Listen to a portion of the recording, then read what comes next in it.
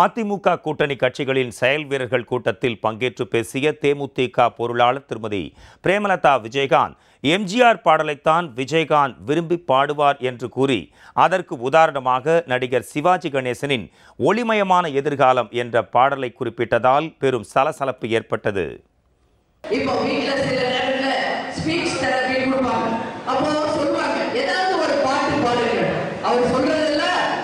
புரட்சி தலைவர் எம்ஜிஆர் பாடலை மட்டுமே பாடக்கூடியவர் நமது கேப்டன் அவர்கள்.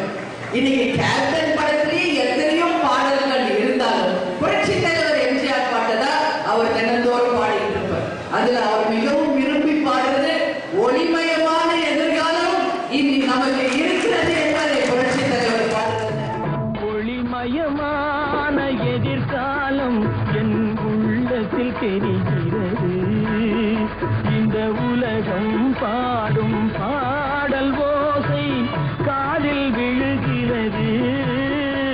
அதுபோல ஒவ்வொரு பாடலையும் பாடுவார். அந்த அளவு எம்ஜிஆரை நேசித்த ஒரு தலைவர். இன்னைக்கும் என்னைக்கும் எம்ஜிஆரின் விசுவாசியாக புரட்சி தலைவி அம்மாவை கம்பீர